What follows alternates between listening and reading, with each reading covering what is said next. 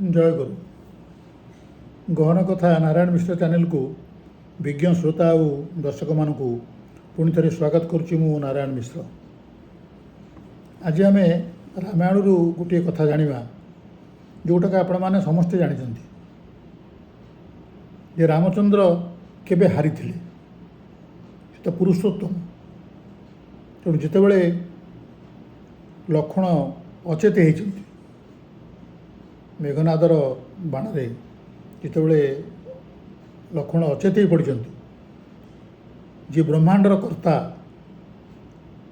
सी कांदुंट मनरे बहुत क्षोभ जो मैंने राम कथा शुणा इच्छा करूना से मैंने शुणा दरकार नहीं कारण आध्यात्मिक जिनिस प्रति जो मानकर आग्रह अच्छी से मैंने ही शुणु जो मानकर आग्रह ना से मैंने शुणा अनावश्यक। यहाँ रामचंद्र को नीति लक्ष्मण अचेत ही पड़ी छोट भाई एवं कौन सी पाठ रामचंद्र पाऊना जे तांकर चेता केमिति फेरिबो लोक तो साहाय्य नियंती अन्य लोकंकर विभीषण को से पाई तेणु विभीषण को पचारुंट रामचंद्र पचारुंट भाई कुह को प्रकार मो भाई बंचो उपाय कुह आदि सी न बंचो ताहले मोर आउ जुग जुग पे मु केवल निंदा ही पाइबी कारण मु पत्नी सह फेरबी भाई की हजेकरी एटा मोर बापा माँ आगे मु कौन कहबी जाकरी कि तू भाई को छाड़देलु किंतु पत्नी की लेकर आसिलु एते परिश्रम कलु केवल पत्नी पे एवं ता बदल भाई की हरइलु एटा मु केबे सही पारिबिनी कह विभीषण बाट किछि कह विभीषण चिंता कले कहले बाट अच्छी सेतेबेलकु पवन बहिबा बंद हो गलानी सागर रे तरंग उठा बंद हो गलानी बांदर मानकर चेचा शब्द केखा शब्द भी बंद हो गलानी समस्ते चिंतित जे शेषदेव लक्ष्मण अचेत होती विभीषण कहले बाट अच्छी जड़े अच्छा जे कि समस्त प्रकार बूटी की चिन्हिंट औषध को गचर जो गचर जो औषध आसे से औषधीय गुण थी सबू गछ को से चिन्हिंट कौ रोग को कौन बूटी दिज्व से ही जानते एवं तांकर एभली क्षमता अच्छी जे से औषध देकरी जमरा जम पाखक जाऊा लोक को मध्य फेरी आने पुणी जीवन देदेवे ये शक्ति तांकर अच्छी विशिष्ट वैद्य किंतु से लंकार अच्छा आपण शत्रुगढ़ तांको ना होची सुषेण तेणु सुषेण वैद्य को जदि आनी हबो ताले से ही समस्त प्रकार रोगर निदान जानते समाधान जानते तांको आनिबा व्यवस्था करो। भगवान रामचंद्र चाहिए हनुमान कहले मु जाऊँ से गले सुषेण जो घरे थिले जो कुड़िया थिले से कुड़ियाटा पूरा टेकी घिनी चली आए आ पचारे नहीं तुम्हें जीव कि न जीव कि कौन कर तुम्हें गले भल कर कि नहीं तुम्हें वैद्य कि नुह कि ना केवल सुषेण घरटी से देखी ताकू उठे घिनी चली आसिले सुषेण को जितेबले पचारे सुग्रीव जे तुम्हें कौन शत्रुपक्षर लोक देख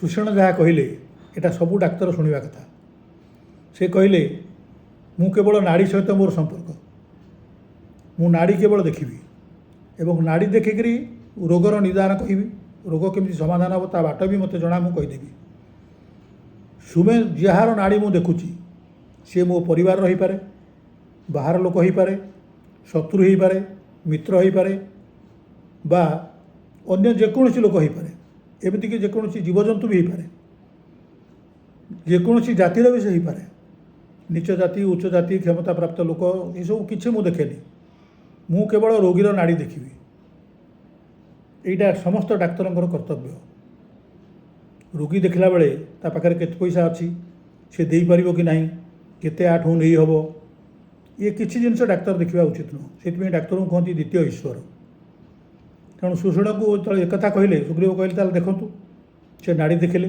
ଲକ୍ଷ୍ମଣଙ୍କର ନାଡ଼ି ଦେଖିଲେ ଏବଂ କହିଲେ ଉପାୟ ଅଛି, କିନ୍ତୁ ସମୟ ଆମ ହାତରେ ବହୁତ କମ୍। ରାମଚନ୍ଦ୍ର ଚିନ୍ତିତ ହୋଇଗଲେ, କହିଲେ କୁହନ୍ତୁ, ସମାଧାନ କୁହନ୍ତୁ। ସୁଷେଣ କହିଲେ, ଶୁଣ, ସଙ୍କଟ ଟଳିଯିବାର, ଲକ୍ଷ୍ମଣ ଚେତା ଫେରିବାର ଏକମାତ୍ର ବାଟ ଅଛି। ହିମାଳୟରେ ଗୋଟିଏ ଗିରି ଅଛି ଯାହାର ନାଁ ହେଉଛି ଦ୍ରୋଣାଚାର୍ଯ୍ୟଗିରି, ଦ୍ରୋଣଗିରି। ସେ ଦ୍ରୋଣଗିରିରେ ଗୋଟିଏ ଗଛ ଅଛି, ସଞ୍ଜୀବନୀ ତା ନାଁ। ଯଦି ସଞ୍ଜୀବନୀ ଗଛର ପତ୍ର କିଛି ଆଣିପାରିବ ତାହେଲେ ମୁଁ ଔଷଧ ତିଆରି କରିଦେବି, ଲକ୍ଷ୍ମଣଙ୍କ ଚେତା ଫେରିବ। କିନ୍ତୁ ସାବଧାନ, ସେ ଔଷଧ, ସେ ଗଛ, ସେ ପତ୍ର ସୂର୍ଯ୍ୟୋଦୟ ପୂର୍ବରୁ ପହଞ୍ଚିବା ଦରକାର। ଆଉ ଆମେ ଯେଉଁଠି ଅଛେ ସେଠୁ ପୁରା ଗୋଟାଏ ଦେଶ ଅତିକ୍ରମ କଲେ ଯାଇ ଉତ୍ତର ଭାଗରେ ସେ ହିମାଳୟ ପର୍ବତ ଅଛି। ତେଣୁ ସେଠୁ କେମିତି ଆସିବ ସେଇଟା ତୁମ କାମ। ଚିନ୍ତା ପଡ଼ିଗଲା, କାହିଁକିନା କେତେ ଗତିରେ ଯିବ ଗୋଟେ ଲୋକ, କିଭଳି ଯିବ, ଏତେ ଶହ ମାଇଲ ଦୂରରେ ଥିବା ଗୋଟେ ଗଛକୁ ଆଣିବ, ଗଛର ପତ୍ରକୁ ଆଣିବ, ସଞ୍ଜୀବନୀ ପତ୍ର। ହନୁମାନ କହିଲେ ମୁଁ ଯିବି ଏବଂ ସାଙ୍ଗେ ସାଙ୍ଗେ ବାହାରି ପଡ଼ିଲେ। ସେ କେଉଁ ଗତିରେ ଗଲେ ଜାଣିଛନ୍ତି? ମନର ଗତିରେ। ମନର ଗତିଟା ଠୁ ଆଉ ଅଧିକ ଗତି କିଛି ନାହିଁ। କାହିଁକିନା ଆମେ ମନେ ମନେ ସବୁଠି ପହଞ୍ଚିଯାଉ। ଯେତେବେଳେ ମନ ଯାହା ହୁଏ, ମନ ଯାହା ଭାବେ, ମନ ତା ନିଜ ଗତିରେ ଯାଇ ପହଞ୍ଚିବ ସେଠି। ତେଣୁ ମନର ଗତିରେ ଯାଇ ହନୁମାନ ପହଞ୍ଚିବାକୁ ଚେଷ୍ଟା କଲେ। ବାଟରେ ଗୋଟେ ଅସୁବିଧା ଆସିଲା। ରାବଣ ପଠେଇଛି କାଳନେମିକି। କାଳନେମି ରାକ୍ଷସ ଗୋଟିଏ ସନ୍ନ୍ୟାସୀ ହେଇକରି ବସି ରାମ ନାମ ଜପ କରୁଛି। ସେତେବେଳକୁ ଗୁଡ଼ାଏ ବାଟ ହନୁମାନ ଚାଲି ଆସିଲେଣି। ପାଖରେ ଗୋଟିଏ ପୁଷ୍କରିଣୀ ଅଛି। ତେଣୁ କହିଲେ ମୁଁ ଏଠି ଟିକେ ଗାଧୋଇ ପଡ଼େ, ତାପରେ ଯିବି। ତେଣୁ ସେଠି ଯେତେବେଳେ ଗାଧୋଇବାକୁ ଗଲେ ଗୋଟେ କୁମ୍ଭୀର ତାକୁ ଧରିଲା। ତେଣୁ କୁମ୍ଭୀର ଧରିଲା, ଏ କୁମ୍ଭୀରକୁ ମାରିଦେଲେ। ସେ କୁମ୍ଭୀର ଗୋଟେ ଗନ୍ଧର୍ବ ହୋଇଗଲା। ସେ କହିଲା, ଶୁଣ, ତୁମେ ହେଉଛ ରାମଦୂତ, ମୁଁ ଜଣେ ଗନ୍ଧର୍ବ, ଅଭିଶାପ ପାଇଥିଲି, ମୁଁ ତୁମ ଦ୍ୱାରା ମୁକ୍ତ ହେଲି। ତୁମେ ମୋତେ ମାରିବା ଦ୍ୱାରା ମୁଁ ମୁକ୍ତ ହୋଇଗଲି, କୁମ୍ଭୀରକୁ ମାରିବା ଦ୍ୱାରା ମୁଁ ମୁକ୍ତ ହୋଇଗଲି। ତେଣୁ ତୁମକୁ ମୁଁ ଜଣାଇ ଦେଉଛି ଯେ ଯେଉଁ ରାମନାମ ଜପୁଛି ସେ ଲୋକ ସେଠି ବସି, ସେ ଗୋଟେ ରାକ୍ଷସ, ତା ନାଁ ହେଉଛି କାଳନେମି। ସେ ତୁମକୁ ଯାଉଛ ସଞ୍ଜୀବନୀ ଆଣିବାକୁ, ତୁମକୁ କିଛି କାଳ ଅଟକାଇ ଦେବ ସୂର୍ଯ୍ୟୋଦୟ ପର୍ଯ୍ୟନ୍ତ। ରାମନାମ ଜପିବ, ତୁମେ ଶୁଣିବ ବସିକରି, କାରଣ ତୁମେ ରାମନାମ ଶୁଣିଲେ ଯାଇପାରିବନି। ସେଇଥିପାଇଁ ସେ ରାମନାମ ଜପୁଛି।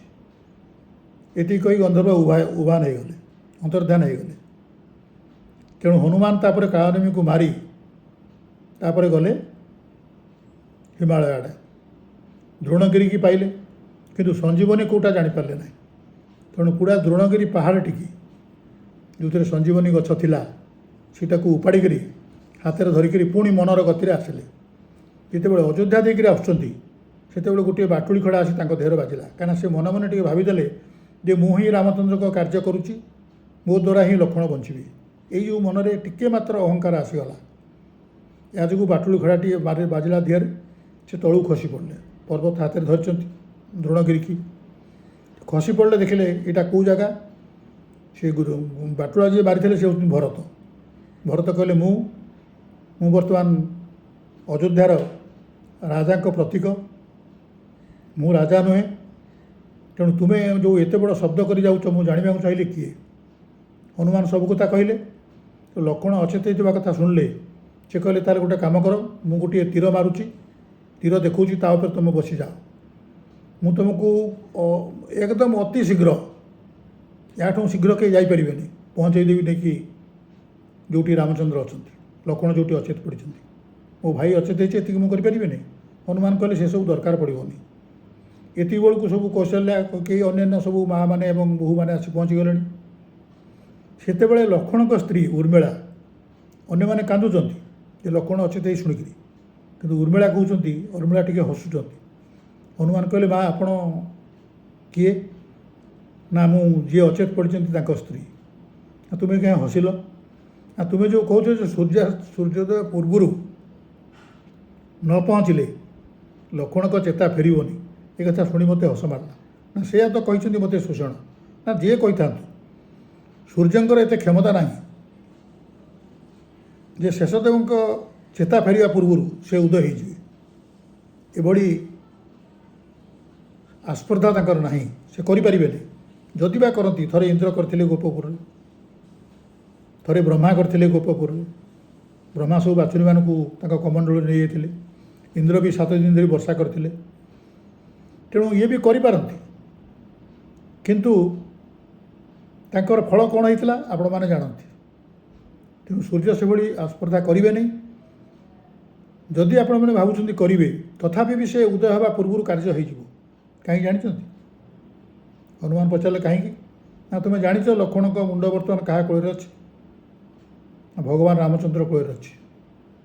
ना विश्व ब्रह्मांडर जी नियंता, जहाँ को कालर काल डरे, कूल लक्ष्मण शोइछन्ती।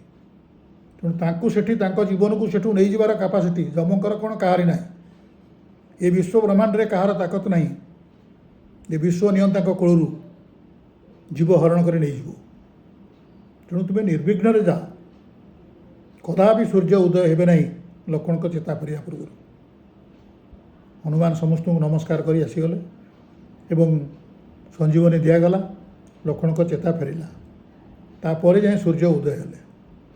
तेणु या कहबार कारण हूँ ये गोटे मात्र ए प्रशंसाटा आम क्या दबा।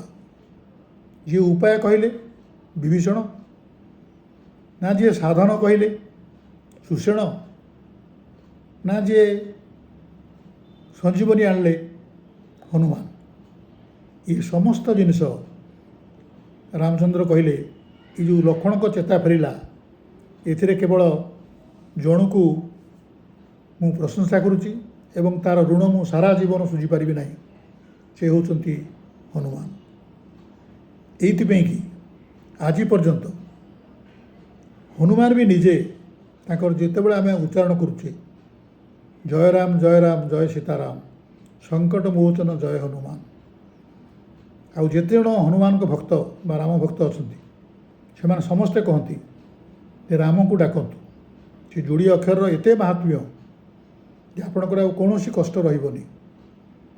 तेणु हनुमान सेटा जानी एवं दास्य भाव जो 9टी भाव अच्छी तादु दास्य भावटी, दास्य भक्ति जो भक्ति 9 प्रकार, जो दास्य भक्ति सेटा हूँ हनुमानकर। से अमर आज पर्यंत अहरह तांको निश्वास चलुवा पर्यंत से राम नाम उच्चारण कर चलती। जमती नारद मुनि सदा सर्वदा नारायण नारायण जप करुँच, हनुमान सेमती सदा सर्वदा राम नाम जप करुँच एवं राम को कथा ही अन्य मानक शुणाऊँ।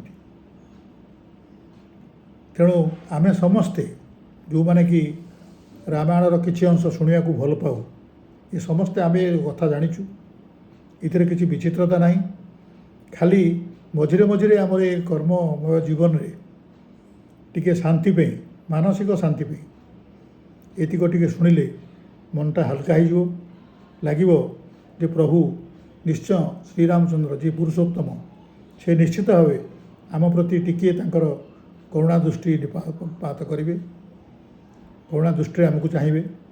एति मात्र कामना। अध्यायटी भल लगे निश्चय शेयर करेंगे सांग मान सहित एवं गहन कथा नारायण मिश्र चैनल टी निश्चय सब्सक्राइब करेंगे। रही नमस्कार।